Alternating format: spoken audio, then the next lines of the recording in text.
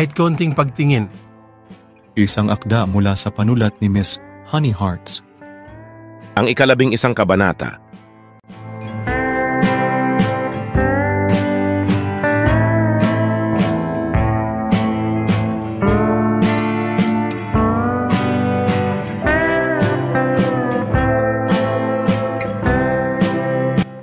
Besides Althea, paniguradong papatok kay Liam yung bagong fashion mo. Alam mo naman taste nun sa babae. He prefers girls what you look like right now than what you look before. Napabuntong hininga na lamang siya. Total ay tapos na siyang maayusan ay titiisin na lamang niya ito ngayong gabi para sa mga pinsan niya. Nakakahiya namang masayang lang effort ng mga ito sa pag-makeover sa kanya. Buti na rin talaga at hindi nila kasama ngayon ang mga kapatid niya sina Brandon at Hayden. Dahil paniguradong kapag nagkataon at nakita ng mga ito ang kanyang ayos, ay hindi magugustuhan ng mga ito, lalo na si Hayden na napaka-overprotective pa naman sa kanya pagdating sa mga ganitong bagay. Nakarating sila sa Farmville at muli ay parang inatrasan si Althea ng lakas ng loob dahil disconforme talaga siya sa kanyang suot at ayos.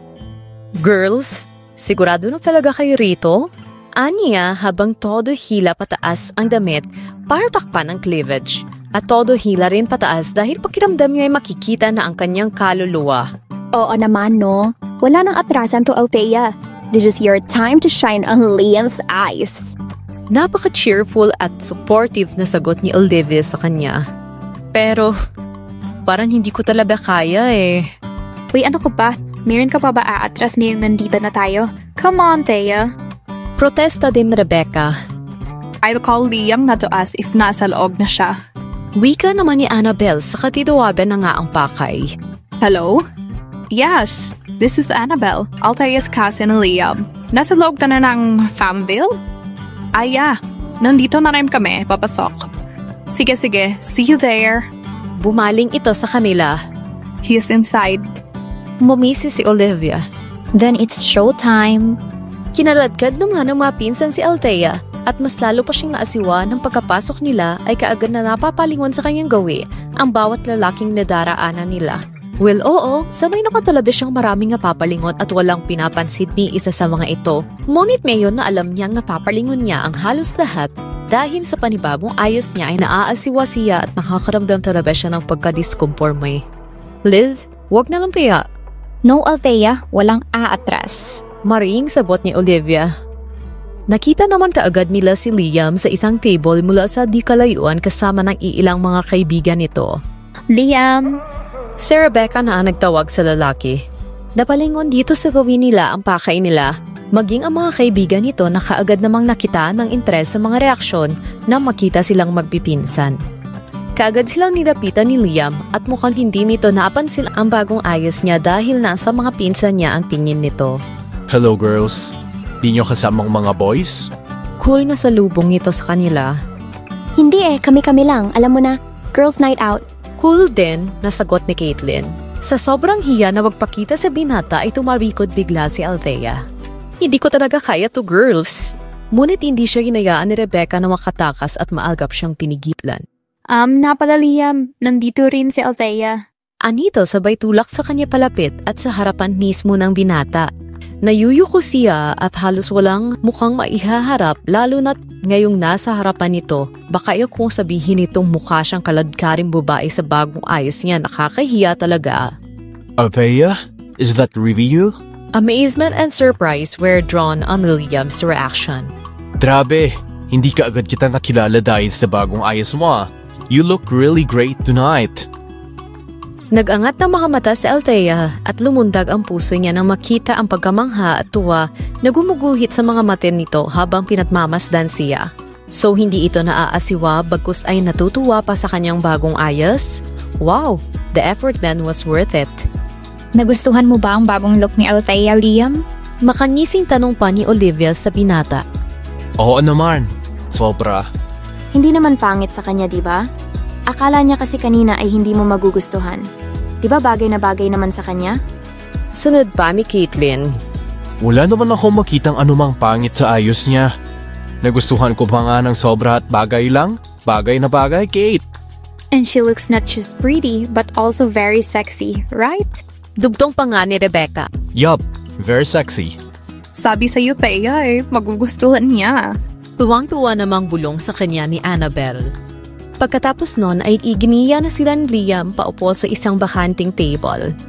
Mag-iinom na ang mga pinsan niya at isa-isa na ngagsikunta sa dance floor ang magkakapatid na sina Annabelle at Caitlin. Si Althea na may tahimik lamang sa tabi ni Liam habang sa loob niya ay kilig na kilig siya. Alam kasi niyon sa mga sandaling ito ay nakapipig sa kanya ang binata. Nabuumpisa na niyang ma-appreciate at nagustuhan ang bago niyang ayos. Unti-unti na nakukuha ang asiwa niya, hiya at disconforme sa kanyang pakiramdam at parang mapapalitan na iyon ng kakaibang self-confidence. Kung si Liam na yung na-appreciate siya, bakit hindi siya sa sarili niya, diba? She should enjoy and embrace change. Mukhang nawiwili ka sa katititig sa pinsa namin, Liam Nakangising po na bigla ni Olivia sa lalaki. Olive. Can't help myself. Ben pa kasi ngayon ni Althea At walang kadeny-deny namang sagot ng huli. Nagiinit ang pisngi ni Althea. Kanina lang ay busy sa kung anong pinagkukwentuhan sina Olivia at Rebecca. Tapos napansin pa ang gesture ni Liam na mas lalong makakapagpakilig sa kanya. Kung ganon, bak hindi mo siya yayain sumayaw? Come on, the two of you must enjoy the night. Si Rebecca naman ang nagsalita. Yun ay kung papayag siya. Thea? Liam offers her his hand. Kasi... Huwag ka na wagpa-este at pumayag ka na, Thea. Hindi ka namin pinapunta rito para akipin si Liam at magbukmuk na kayong dalawa dito sa mesa.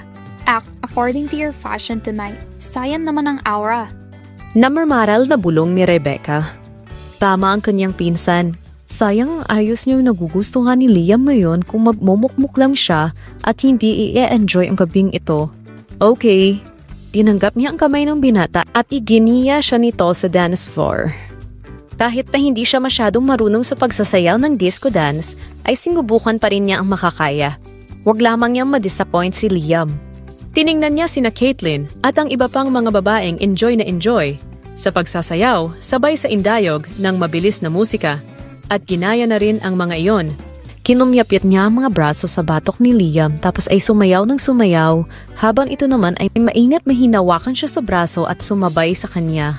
Napuno tuloy silang dalawa ng marahang halakhakan sa gitna ng dance floor. Nang tingnan niya sina Olivia at Rebecca na naiwan sa table ay nakangisi na ang mga ito. Rebecca even mouthed her, "Good job," and Olivia winked at her. Kahit papaano pala'y hindi naman talaga masama ang magbago para mapansin ng taong nagugustuhan. She really must enjoy the change starting from now. Change for the better. So catch me if I fall.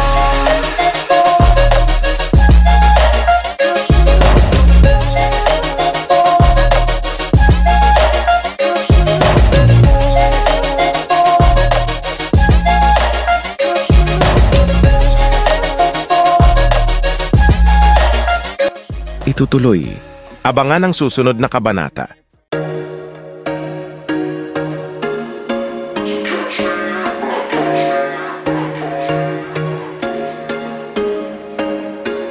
There was once a day that I would pray for you. I'd go and misbehave just so you'd notice too. Sneaking looks up and down from across the room. And damn, what a hell of a view. I feel good, you look great. I like you, I can't wait. A first time, a first date. You're so fine, I'm so late. You sip wine, I drink straight. Don't waste time to my place. I feel my heart erase. So catch me if I